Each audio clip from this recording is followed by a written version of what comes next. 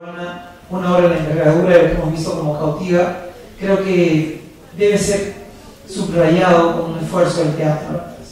Es en el marco de este aniversario maravilloso que junto a ustedes, la primera vez que vine y los escuché, yo no sabía si reír, aplaudir, llorar, qué estaba pasando por mí.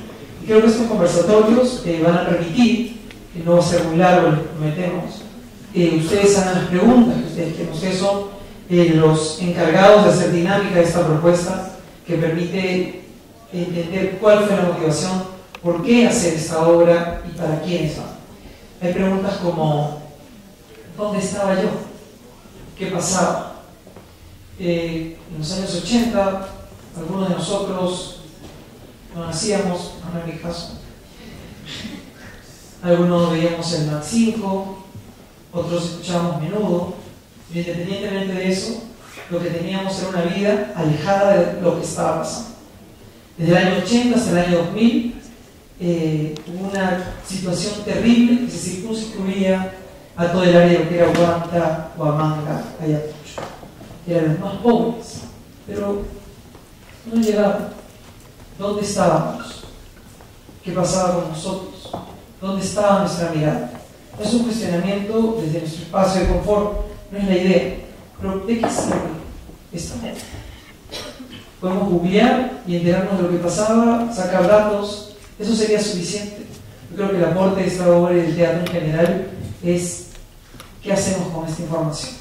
Podemos seguir viviendo en una sociedad que aún le debe a las víctimas de ambos lados.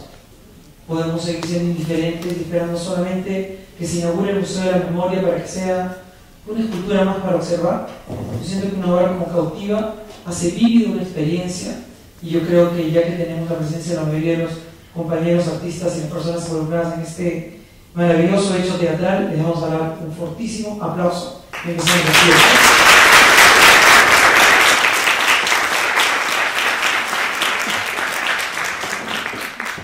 Yo voy a empezar con una pregunta que tengo antes me da un poco de temor. Yo creo que, ¿qué te da a ti Sala de Parto, Chela? Bueno, buenas noches, gracias por estar acá, por haberse quedado. Sala de Parto es un programa que apoya la dramaturgia peruana. Sentíamos que teníamos una deuda con ella después de años de producciones donde habíamos tenido pocas obras propias.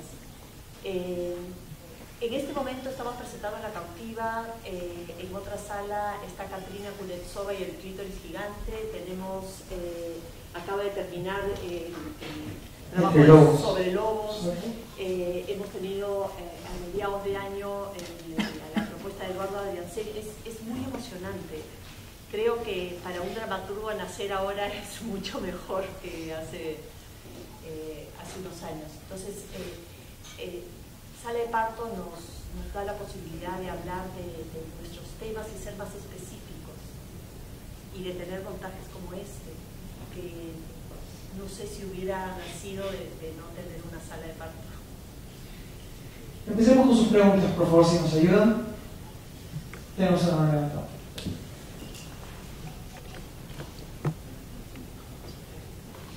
Buenas noches. Yo quiero hacer tres cosas. Agradecerles, felicitarlos, luego un comentario y una pregunta para volverlos a felicitar a todos por la actuación, la dirección, la fotografía, la producción, todo el trabajo, ¿no? Y luego quiero preguntarle cómo nace la idea de poner en esta obra, por qué lo hiciste. Y un comentario que viene, yo hace muchos años vine a ese mismo teatro a ver La Celebración, entonces hay algo común, ¿no? Soy activista feminista, trabajo por todo lo que tenga que ver en contra de toda forma de violación contra la mujer hace años. Entonces, esta es bueno, el homicidio es la peor de las expresiones de violencia contra la mujer, pero para mí la violación. Si te quedas viva, peor.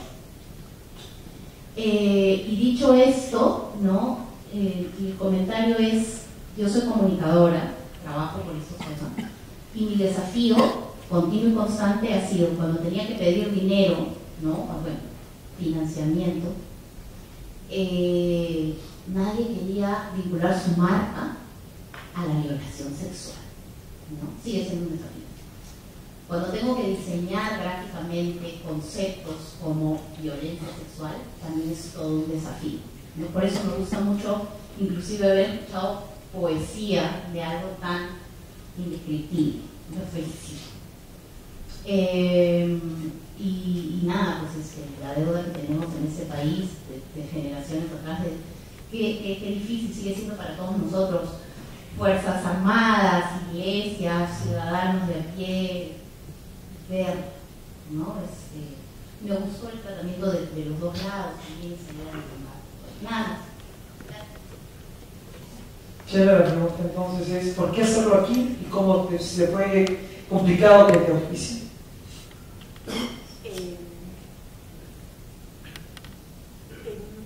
No pensé en las complicaciones inicialmente, debo confesar.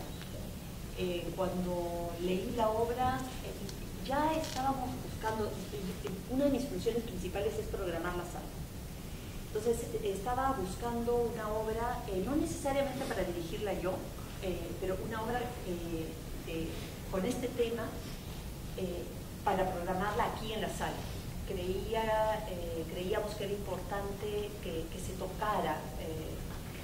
Si bien en alguna época hemos visto montajes alrededor de la violencia de estos años muy interesantes, Yoyoscani ha hecho montajes importantes, sentíamos que de un tiempo a esta parte no teníamos realmente expresiones que retrataran la complejidad de esos años. Por otro lado, yo estaba buscando un texto peruano desde hace muchos años y no me llegaba a conectar con ninguno, no porque no haya textos interesantes, importantes, sino porque pasa así, ¿no? Cuando leí esta obra sentí que la tenía que dirigir yo y en esta sala. Las razones, de alguna manera, las has dado tú. Sí, este trabajo, dices bien, se relaciona bastante con la celebración. El tema de la mujer y la violación está presente. También ubiqué la obra en Semana Santa, en un momento, como decimos acá, y hay algunos paralelos interesantes, acercó el autor. El responsable de que hayamos vivido este maravilloso viaje hacia la memoria. ¿Nos han robado la verdad? Es una pregunta que surge cuando uno está sentado. ¿Qué parte de esto no lo vivimos, no lo sentimos? Sigamos con su pregunta, señor.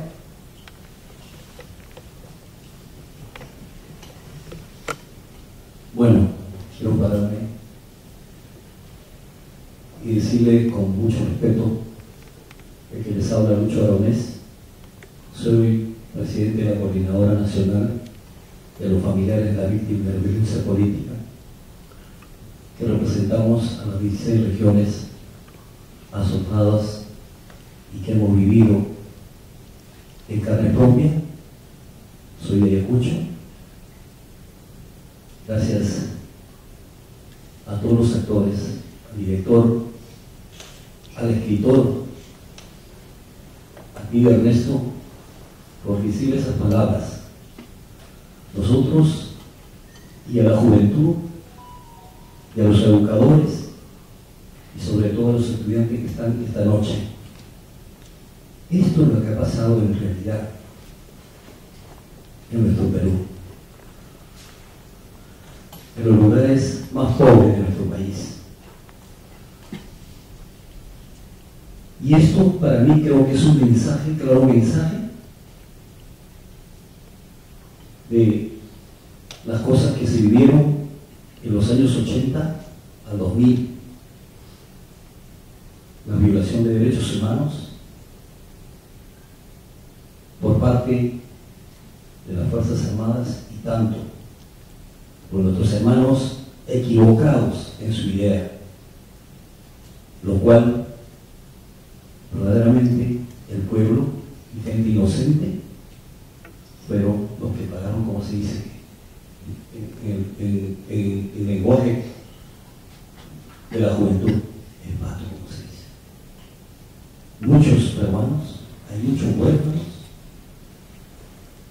esto es importante que sepan aquellos que hemos vivido en Ayacucho y nos hemos tenido que desplazarnos. Somos más de 80.000 víctimas de la violencia política, 600.000 desplazados a las capitales de las provincias, 16.000 desaparecidos, y hasta la fecha no se sabe dónde están sus hijos, sus padres, sus hermanos. Y esto tenemos que saberlo. Con esto yo creo que es dar un mensaje, y sobre todo a la juventud, de no abrazar las ideas equivocadas. Nosotros rechazamos toda violencia de donde venga. Ese es nuestro punto de vista. Y nuestra organización está luchando de que los derechos que está enmarcado dentro de la ley 28.592, el Plan Integral de Reparación, se cumpla con todos los familiares de las víctimas. El día domingo nomás estuve en Pichanaki, una madre llorando en la asamblea de los familiares. Me dice: Lucho, ayúdame. Mi hijo salió de la base militar de La Merced hacia Pichanaki y nunca más regresó. Vinieron los de la base del ejército a buscarlo. Si estaba en mi casa, que había desertado, y hasta la actualidad no sé dónde está. Ella denunció y nadie le hizo caso. Como es una chaninca, es una nativa, pero es peruana, que tiene los mismos derechos que todos nosotros, todos los peruanos y todos los seres humanos. Agradezco. Esta obra me habló mucho, y muy especialmente Marisol Pérez Pello, la congresista, me dice: es importante que lo veas mucho. Gracias. Yo quiero decirles gracias de todo corazón. Este mensaje tiene que llegar al Perú y al mundo, y para que nunca más se repitan las cosas que haya pasado en nuestra patria. Y preguntar quizás a los autores y a los actores: con este mensaje sería importante recorrer todo el país, porque nosotros tenemos que buscar la reconciliación nacional, la paz. ¿Sería posible? Muchas gracias. El teatro hace su parte, pero lo importante aquí también es resolver. Cuando se habla de esta obra o de cualquier cosa que tenga que ver con el conflicto, hay muchas personas que te dicen: uy, ya estás a favor de los perros. Porque es mejor no mirar, porque es mejor no ver. Trabajando en Cáritas de Lima con 17 años, llegaron a solicitarnos en un pueblo joven llamado Guante, en San Juan de Lurigancho, alimentos. Y quienes llegaron a pedirnos alimentos eran todos los desplazados de Guante. Con 17 años, hablando con su hermoso Bayón, en la monja de María Auxiliadora, le dije: no vamos por sus problemas, vamos por lo mejor que hay en ellos, y llevamos comida. Hoy ponía en el Twitter de este conversatorio, de esta posibilidad de que no se pierdan cautiva, y me decían: ¿y de qué sirve? Eso es lo que te pregunto, pero un poco compartiendo.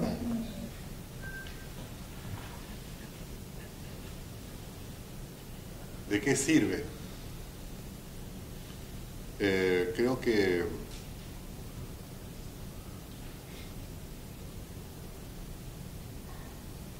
sirve para muchas cosas. Voy a intentar hacer recuento de algunas.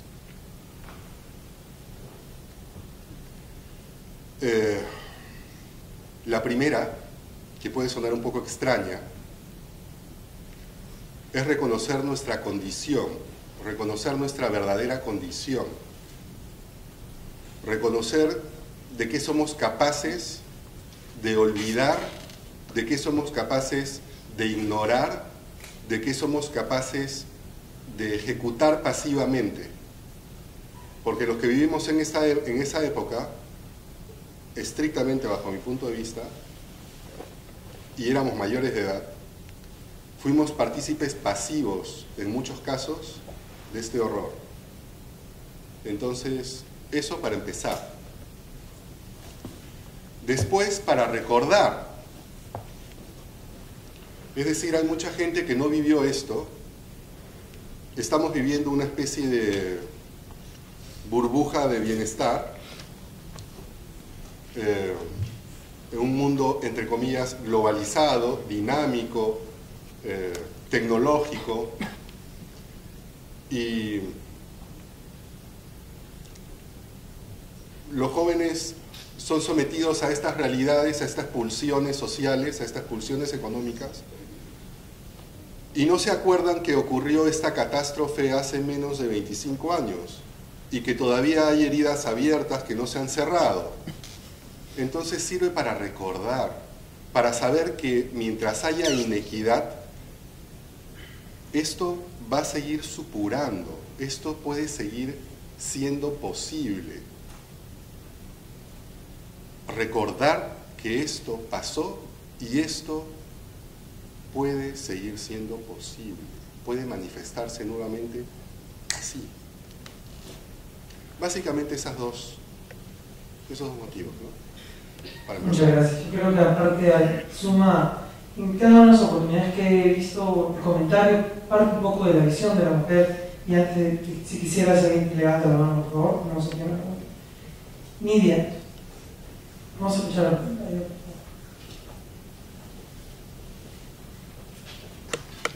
Sí. Tanto primero. Ya, tengo dos preguntas. Una es para Luis Fernando. Me encantó primero y quería preguntarle cómo surgió esta obra, cómo hizo para empatizar para el proceso, cuánto investigó, cómo hizo para que esto se hiciese realidad en sus palabras, esa conexión que tuvo. Y para Nidia, ¿cómo llegaste tanto a, no sé cómo decirlo, a personificar a esta persona? ¿Cómo fue eso? ¿Cómo lo sentiste? ¿Cómo llegaste a ese proceso?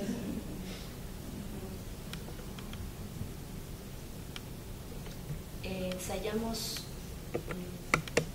como casi 3 meses. Estuvimos todos los días empapándonos de varias personas, gracias a Luis Rodríguez, que nos ayudó en la investigación. Teníamos invitados, había el señor retablista Edilberto Jiménez, leímos el libro de Chungui, Chela nos lo obsequió. El soldado desconocido pasó también por nuestro librero. Trabajamos con Uceda, escuchamos al señor Uceda también, Ricardo Uceda. Y había tanto material, viajamos a Ayacucho, conversamos con varias personas, las señoras de la exposición que está arriba de fotos son tomadas en nuestro viaje a Ayacucho. Son las señoras de Anfacet que hasta ahora están buscando a sus desaparecidos. Fuimos al Museo de la Memoria, o sea, creo que hubo tanto material que sentí que era como un instrumento de muchas emociones. Solo los textos tenían tanto sentido porque en Ayacucho hicimos una pasada general del trabajo que estaba en proceso. La reacción de las personas fue ahí cuando me encontré con la palabra mágica que se llama teatro ritual, ¿no? Sentí en cada palabra el significado verdadero con sus reacciones, porque las palabras tuvieron mucho sentido cuando estas personas sabía que habían pasado y me habían conversado sobre su pasado. Y hasta ahora siento que las voces, el texto que hemos venido trabajando tienen nombre y apellido, y cada día aparece una imagen nueva, un recuerdo nuevo, una dedicación nueva para esta función. Entonces es un trabajo bien serio, de verdad, y bien honesto. Siempre voy a decir eso en todas partes. Es el trabajo más honesto porque ha salido de algo que ha pasado. Entonces creo que estamos hablando, como dice el Señor, la verdad, y es natural. No he puesto ni un reparo en nada. Sencillamente he escuchado mucho, con mucha atención, la observación de cada uno, de Chela, de Pepo, de cada uno de mis compañeros, y las cosas fueron fluyendo. Cada día se hace más emocionante porque los comentarios son cada vez buenísimos, los foros son increíbles. Entonces cada día le pongo mucha emoción. Creo que ahí tengo que bajar un poco. Y sigue con la vitalidad de seguir, por favor. Yo soy el investigador de La Cautiva. Mi nombre es Luis Rodríguez Pastor. Quiero complementar lo que ha dicho Nidia, resaltando que todo lo que han visto hoy día ha sido revisado y súper revisado muchas veces. Cada palabra, cada gesto, como diría la canción, cada elemento histórico, todo. Originalmente Pepo ambientó la obra en un Perú imaginario. Fue una de las primeras discusiones que tuvimos. En realidad no fueron discusiones porque hubo mucha empatía, que es una palabra que le gusta usar a él. Y yo le pregunté por qué un Perú imaginario. Y él me dijo para que no se me critique este tema de, no estás diciendo la verdad histórica, etcétera, ¿no? Digamos los puristas.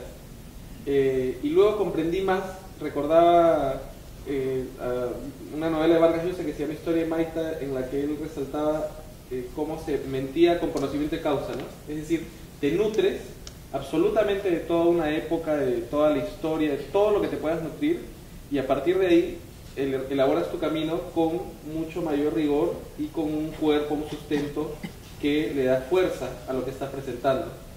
Entonces, para no repetir el itinerario que ha comentado Nidia, ¿no? Hemos revisado el lenguaje, hemos conversado con especialistas, con Edilberto Jiménez, con Pancho Soberón, con Ricardo Uceda, que es autor de Muerte en el Pentagonito. José Pablo Baraybar nos envió una revisión de la obra comentada con observaciones muy puntuales, como el tema del vestuario del auxiliar, que es algo que él nos entregó. El vestuario de Alain está en buena medida determinado por los comentarios de Baraybar, que es un antropólogo forense muy conocido, y de gente no conocida también. En Ayacucho hablamos con una señora 2 horas de su experiencia en la época. Ella no era ni luchadora social, ni investigadora, nada, era una persona que vivió la época porque nos interesaban estas múltiples perspectivas. Nos nutrimos mucho de testimonios de la CBR, pero sobre todo del libro de Chungui, que está arriba a la venta porque es un libro tan importante, tan valioso. Chela siempre recuerda que es un libro que todo peruano debería tener en casa. Y luego con Edilberto, como les comenté, hemos hablado con él, conversamos con las madres de Jacet, recogimos incluso un testimonio de Chungui para la obra. Si ustedes tienen el programa van a ver una parte que se llama Asesinato de Niños de Huertahuayco. Y era un testimonio tan crudo, tan estremecedor, que Chela decidió incluirlo por varias razones, ¿no? Pero a la hora de incluirlo en el programa, digamos, nuestro criterio fue resaltar algo que era real. Esto que se ha contado de los niños no es inventado, no es una exageración, es totalmente cierto. Entonces, eso para cerrar la respuesta de Nidia, ¿no? Todo ha sido revisado por todos, ¿no? No ha sido tarea de una persona exclusiva. Todos se han comprometido al 100%, todos se han comido el pleito. Creo que se nota. Señor León. Mira, recalco lo que han dicho mis compañeros. Es decir, me encantaría decirte que mi motivación primera fue hablar estrictamente de esto, de este tema de la violencia. No fue así. Esto surgió muy inconscientemente, como una regurgitación, como algo no digerido. Y aquí intervinieron muchas personas en la creación de este texto, desde conversaciones con mi amigo Juan Osorio, para crear obras con un sentido un poco crítico, elaboración en talleres de Alonso Alegría, luego entrar, ¿cómo se llama?, al concurso de sala de parto de la plaza, luego la revisión con Chela, la revisión con Luis, la revisión con los compañeros. Entonces, no es que quiero hacerme el humilde o el bochito ni nada por el estilo, pero este trabajo se ha vivido hermosamente de forma colectiva. Entonces, este trabajo ha surgido de la mente de todos los que han participado, de todos los que han comentado, de todos los que nos han ofrecido su testimonio, de todas estas personas, de los actores. Entonces, ¿de dónde nace? Nace de un conjunto de voluntades que materializan esto. De ahí sale, básicamente. Vamos ahora, seguimos con su pregunta, le toca al caballero, pero yo a lo largo de todo este tiempo siempre rehuso. Estamos en época de selfie, red. La señora Priscila Alexander pone en su Facebook que no ha podido dormir y que no sabía si aplaudir o abrazar. Y se preguntaba de dónde salió Alain Salinas, cómo alguien podía tener tanta verdad y cómo alguien podía, con poesía, llevarte en medio de una situación tan extrema. Por favor. Bueno, buenas noches con todos. Nada, yo hice casting para la obra. No me digas a quién le ganaste, por favor. Estoy seguro que ninguno lo espera. El año pasado yo estuve ahí en la butaca escuchando la lectura dramática, dramatizada de la obra que fue aquí cuando ganó. Estaban todos, no menos yo. Y nunca se me ocurrió de verdad participar de esta obra, ¿no? Ni por aquí. Más adelante o este año yo me entero del casting y tuve el atrevimiento de escribirle a Chela, que ya la conocía por alguna causalidad del destino. Y bueno, empecé el proceso de casting y ya, aparte yo llevo en Lima 3 años recién, entonces no... Se siente. No, quizás por eso también me conocía. No, pero en realidad era un elogio a tu trabajo y creo que además se escucha, se siente. Tu momento. En primer lugar, gracias. Creo que nosotros, todos los que vivimos juntos ahora, no hemos vivido el terrorismo nosotros. No sabemos. Y si sabemos es porque nos han tratado de contar qué fue. Creo que nadie nos puede contar qué fue. Creo que vivimos, como dice Alberto, con la burbuja y la actividad del costado.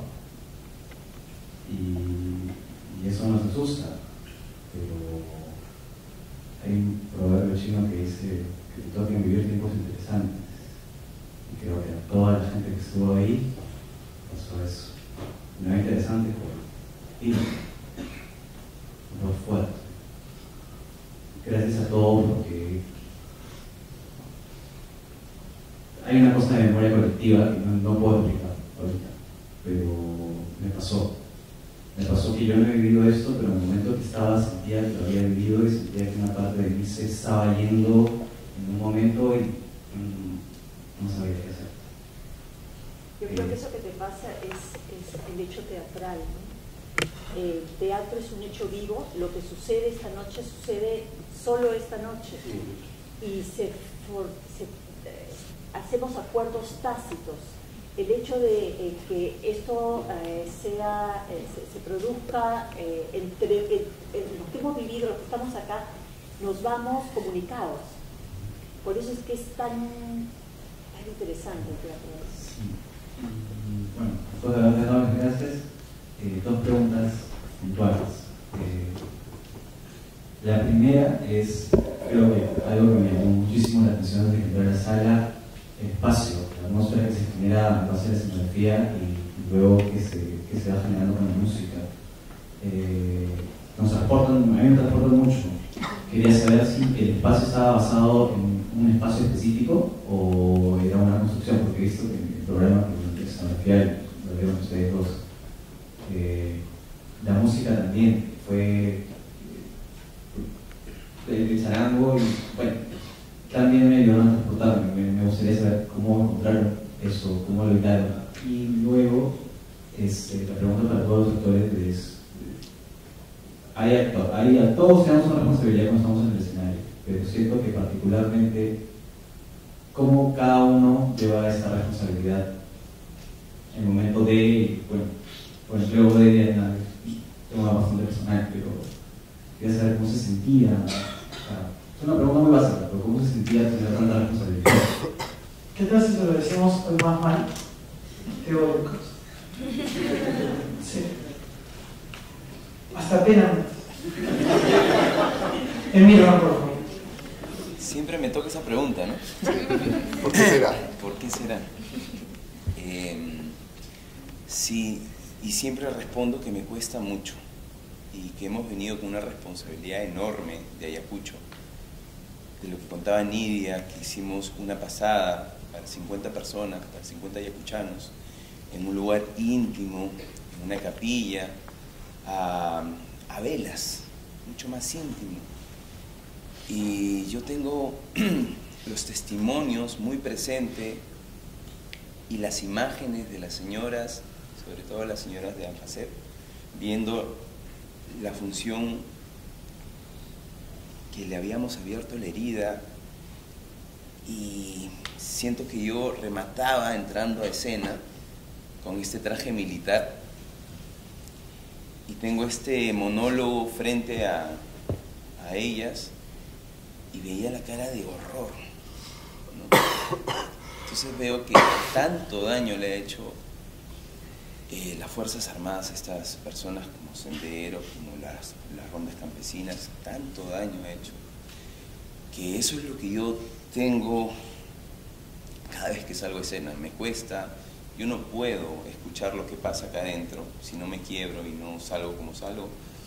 Estoy al fondo, metido en un rincón, no sé si mis compañeros me odien, pero ya no converso cada vez que comienza la obra, me meto en un hueco.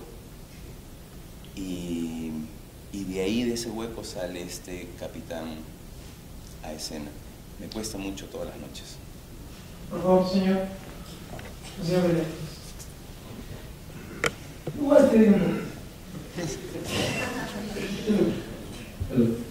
Bueno, soy un ciudadano de a pie porque no soy conocedor de arte, porque lo puedo visitar.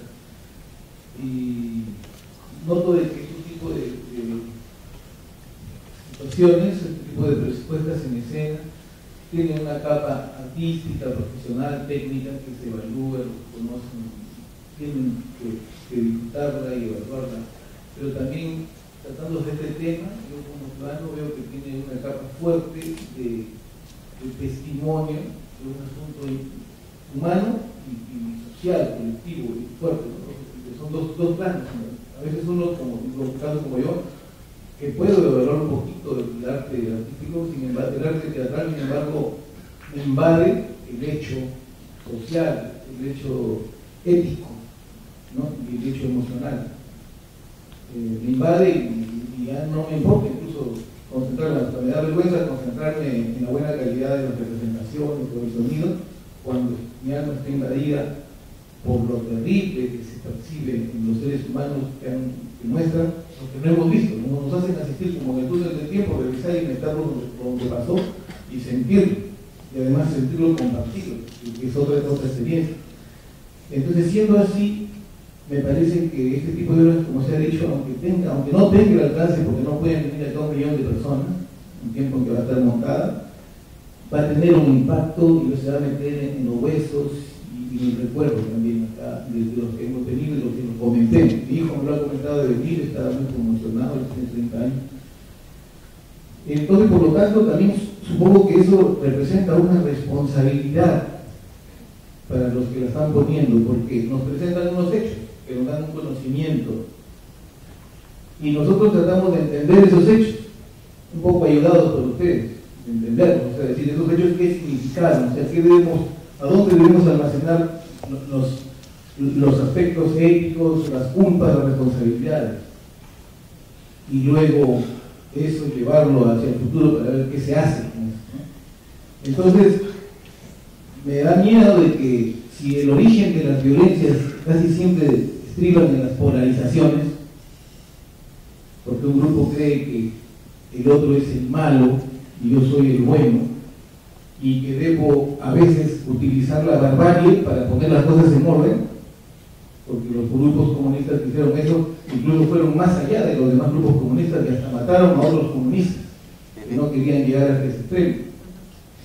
Pero también está el hecho de que efectivamente los que están llamados a poner el orden, porque tienen derecho dentro del Estado que vivimos, los Estados de Derecho, es que hay alguien que está facultado para, usando la fuerza, regresar las cosas al orden cuando se salen, dentro de unos cánones también en algún momento deciden y dicen: voy a usar un poco de barbarie para poner las cosas en orden, no solamente la violencia que me está autorizada, sino un poco de barbarie. A veces la deciden los estrategas, a veces lo decide el operativo que no le han mandado a hacer, igual en el otro lado. Entonces, esas dos polarizaciones causan la insanía, causan la barbaridad real, concreta. Y entonces yo creo que si nosotros nos vamos de acá polarizados para decir las Fuerzas Armadas fueron los malos y los senderistas también son los malos y los buenos son los que nos enojemos contra ellos, entonces vamos a salir otra vez polarizados transversalmente y le vamos a decir a nuestros hijos lo mismo.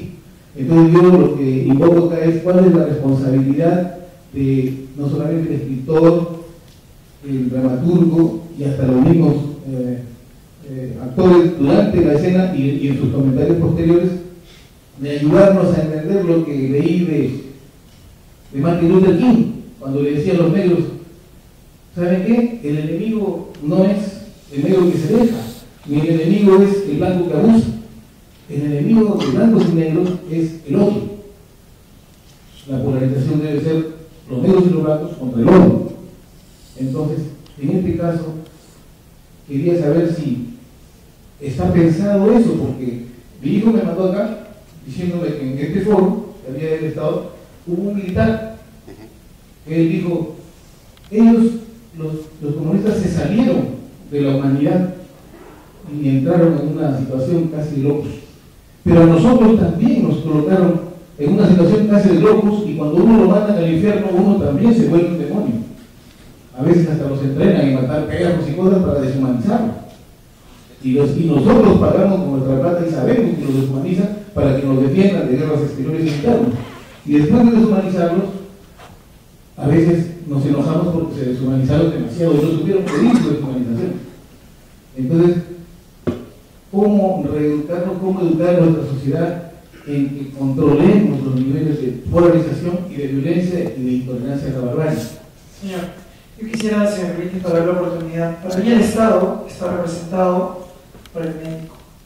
Para mí el Estado es aquel, lo que busca, de una forma no es que usted tome una posición, sino que no podemos ser indiferentes. Invisibilizar ha sido el camino que hemos seguido, dónde estábamos, qué hacíamos.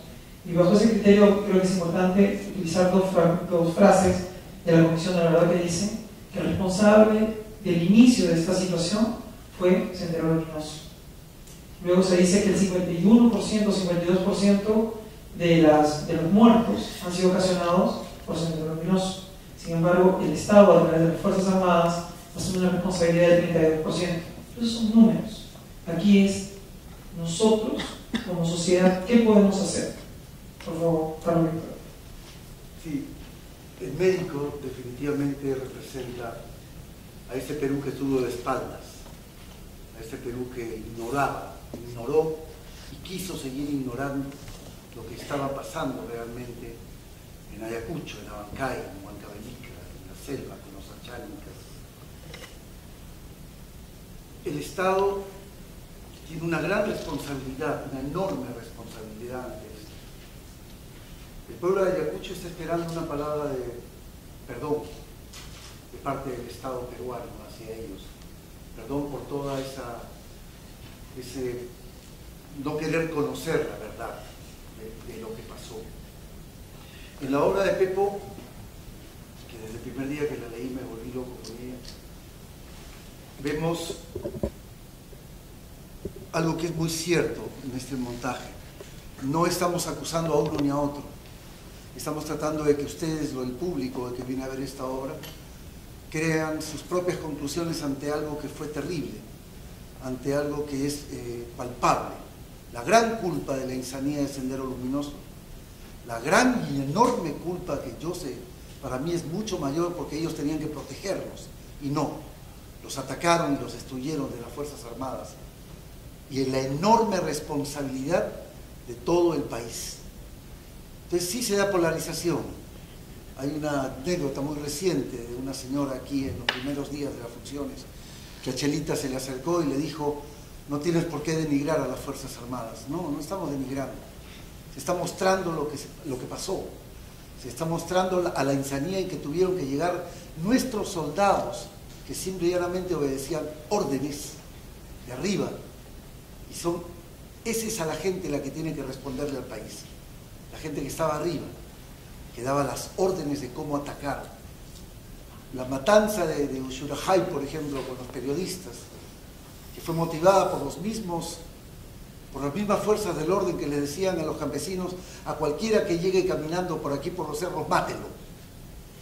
Y el campesino, por defenderse de las insanías de Sendero Luminoso, mataron a esos 8 periodistas y a sus guías. Particularmente, desde mi punto de vista, es primordial que nosotros, como ciudadanos, exijamos a las autoridades que reconozcan los terribles errores que cometieron entre el año 80 y el año 2000. Creo que es eso. Y yo quisiera agregar algo. Creo que también es importante incluirnos de alguna manera con nuestra indiferencia. Una de las preguntas que ha movido esta obra, no sé si la primera, pero ha estado muy presente a lo largo de todo el trabajo, es ¿por qué tanta violencia? ¿Cómo se pudo llevar? Los jóvenes, no sé si han leído lo suficiente, yo les recomiendo seriamente el libro de Chungui, pero fue un holocausto. Y estamos aquí a unas horas de distancia. ¿Cómo pudo suceder? El nivel de violencia es extremo. Entonces, si esa pregunta no nos la hacemos e intentamos responderla de todas las formas, nos vamos a quedar con un análisis de nuestra historia muy superficial, muy frívolo. La indiferencia que tuvimos, y siempre lo decimos, raya con el desprecio. Fue un pueblo que no importaba tanto. Yo creo que ahí está la raíz de todo eso. Y si esta obra no nos permite encontrarnos en alguno de estos personajes, el médico no ve la hora de salir corriendo de allá, ¿no? Y dice una serie de textos que expresa que de alguna manera podemos sentirnos identificados. Creo también que me gustaría, a través del espacio, responder a tu pregunta. Voy a hablar también por Pepo, porque hemos hecho juntos. Queríamos tener en el centro de todo es la mesa de disección de cualquier morgue. Fuimos a la morgue, hemos estado en el espacio lo suficiente como para inspirarnos. Es muy distinto finalmente al que ven, pero el centro era esa mesa. Queríamos que se acercara a un altar, porque finalmente es ahí donde se sacrificó a un pueblo, ¿no? El azul responde al cielo ayacuchano, es un homenaje a su bello cielo que está entrando en la noche, y las estrellas también están ahí, pero por supuesto en la realidad hablan de un espacio venido a menos, de un espacio que pudo ser, que alguna vez fue hermoso, donde hubo cierto bienestar y que quedó varado. Hay una teatrina, nunca hacemos techo en el teatro, generalmente no se hace techos. Aquí lo quisimos hacer porque nos relaciona de alguna manera con ese cielo, con algo superior. Las cajas que ven están rotuladas y ahí están las prendas de las personas que han estado alguna vez aquí. La mayoría pues son víctimas, nombres de víctimas reales. Lo mismo allá al fondo están los nombres de una cantidad de personas reales a quienes le hemos hecho homenaje. Fue muy emocionante escribir la primera vez, ahora escribimos encima, escribir esos nombres reales, de nombres y apellidos, hermanos, 3 familias completas. Y nos parece, esto realmente es un lujo que no hay realmente en Ayacucho, estas refrigeradoras. En esa época, ahora sí, pero en esa época es una licencia que nos hemos querido tomar porque nos parecía interesante, no sé, interesante si es la palabra, pero nos hablara de ese mundo frío, ¿no? a donde vamos, y también la posibilidad de tener a un senderista y a un terrorista abrazándose por una vez. Claro. Nos da esa posibilidad. O sea, la muerte como igualadora. Perdón, un senderista y un cabito, jóvenes los dos. ¿Se le escapa algo? La radio. Las imágenes religiosas, o sea, hay muchas referencias también de la morgue, ¿no? Y las fotos en realidad correspondía solo en la foto de Belaúnde, porque el 84, pero cuando lo vimos ahí, dijimos, es un Alan que asoma. Y bueno, y Alan, entonces se asoma. Y estamos ya por terminar. Son 3 gobiernos que pasaron. El de Belaúnde, Alan, Fujimori, fueron electos democráticamente. Y todos participamos de ello, todos formamos parte de ese Estado que no hizo nada. ¿Alguna pregunta más? Sí, pues está claro que una obra de teatro parte mucho del punto de vista de que se respeta, nos lleva a pensar, nos lleva a reflexionar un poco. Pero yo creo que acá también nos deja en la pregunta, ¿no? ¿Cuánto sabemos nosotros del terrorismo? Creo que la gente que está por debajo de 35 años no sabe nada, no sabemos casi nada, muy poco.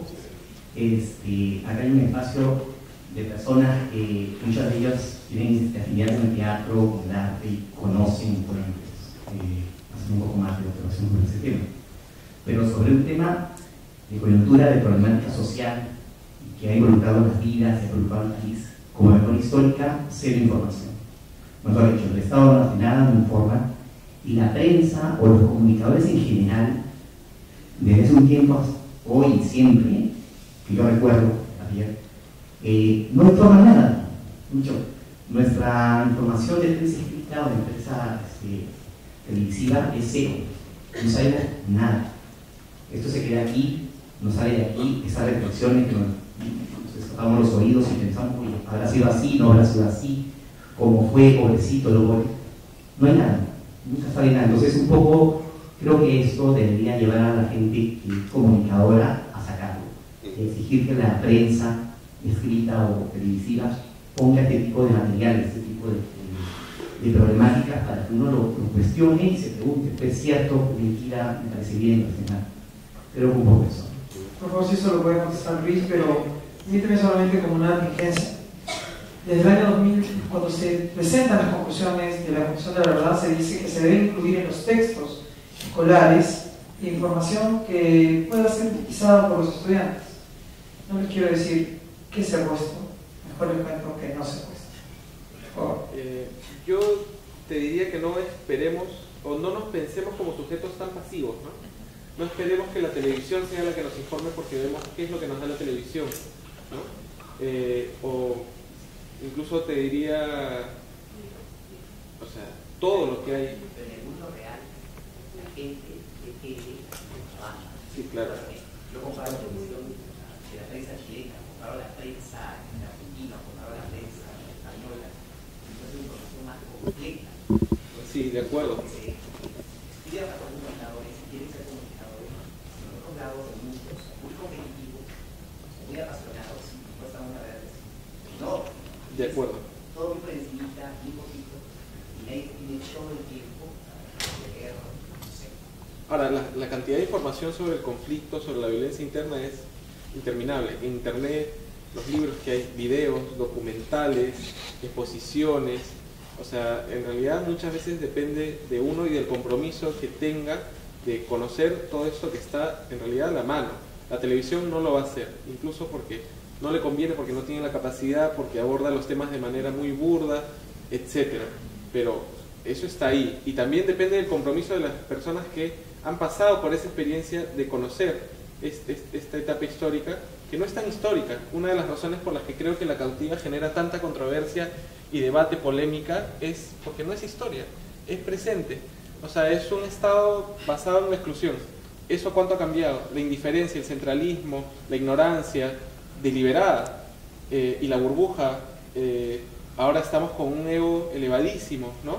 Es una de las herencias de Alan García, que digamos, transfirió su ego a nivel nacional y el tema de la marca Perú, pero siento que estamos como en una cosa que explota y nuevamente pueden volver a pasar muchas de las cosas como lo dijo Pepo, ¿no? Para ser breve. 80% de las muertes fueron en los lugares más pobres de nuestra patria. Si sumamos Huancavelica, Ayacucho, estamos hablando de ese 80%. Los que estábamos en Lima en esa época recordamos Tarata, Cochabamba, Canal 2, La Cantuta, Barrios Altos, y podríamos seguir haciendo una lista de lo que es como una punta de un iceberg, que tuvimos cerca, pero ¿cuánto dura una noticia? Por favor. Sí. Perdón, quería decir algo. Sí, no, yo simplemente quería hacer algo, movernos un poco. Estamos en este momento horrorizados por lo que acaba de pasar en México, lo que ha pasado en México. 42 estudiantes desaparecidos. Nosotros tuvimos 17.000 desaparecidos. Nos asombramos, nos parece terrible lo que ha pasado en México. Sí es terrible la desaparición de una sola persona, debe ser un espanto. Pero aquí tuvimos 17.000. Y las madres de la ANFACEP siguen preguntando dónde están sus hijos, sus hermanos, sus padres, sus maridos. Y eso es lo que tenemos que tomar conciencia, una conciencia muy grande sobre eso. Vivos los llevaron, vivos los trajeron, se escuchaba a lo lejos. Se vendían máscaras para que había gente que si salía a protestar le decían terrorista. Sin ir muy lejos, hablamos de una violencia de Estado y acabamos de ver cómo se mata a un hombre por defender su casa en Cajamarca. Señor. Sin pretender estar en la cabeza del escritor, pienso que esta obra, más que partir del horror, parte de la resiliencia, porque sin duda hay una reflexión, sin duda hay una visión hasta lúdica, surrealista de lo que fue una historia de horror. No debería sorprendernos. De hecho, cuando uno viaja a Rusia, ya no recuerdan los gulags de Stalin, en Camboya no recuerdan quién fue Pol Pot, y así en todas las sociedades. En Chile mucha gente valora el horror que fue Pinochet, y también en Argentina con Videla. Entonces, yo creo que el arte, además, tiene una forma bella de contar historias y de llegar de manera muy particular a la gente. Creo que esto, si bien uno le echa la culpa a los medios, es verdad, es parte de uno el querer informarse, y este tipo de foros, este tipo de espectáculos dejan una pequeña semilla en las nuevas generaciones y los inquietan a volver a la literatura. Santiago Rocagliolo, Alonso Bueno han escrito sobre el terrorismo, lo mismo que Vargas Llosa. Las obras están ahí, nadie las quiere ver. El tema de la otredad ya lo vemos con Vallejo, lo vemos con Arguedas, con Flores Galindo, que es un gran personaje de la Universidad Católica que muy pocos recuerdan y que lo hemos citado aquí, y la mayoría no sabe quién es, pero sus obras están ahí. Entonces invoquemos, creo que la mejor manera es traslademos esta experiencia que ha tenido cada quien, que recuerden que la información está ahí, solo tienen que ir a buscarla. Es todo. Chela, vamos ya a terminar. Solamente decirles que es maravilloso poder compartir este foro con ustedes, contarles que este es un esfuerzo gratuito, un esfuerzo que lo que busca es no quedarnos solamente en la anécdota. Cautiva, y permítame decir algo que me duele decir, Cautiva no va a terminar cuando termine la obra. Cautiva va a terminar cuando ustedes se olviden de ella. Cautiva queda como una semilla en nuestros corazones para recordar que un país que no tiene memoria está condenado a repetir su historia. Chela. Gracias. Gracias.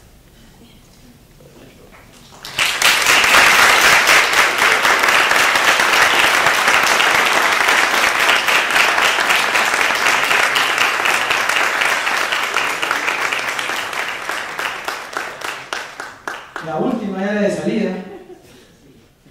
Solamente decirles para que el 1 de diciembre en Ayacucho, después del 27 del mes pasado que se entregaron, después de 30 años, 80 restos, de los que fueron Techungui, Huancazancos, Huanta, Cangallo. El 1 de diciembre también se va a hacer la entrega de 81 restos más. Ahí tenemos los testimonios claros y que todavía después de 30 años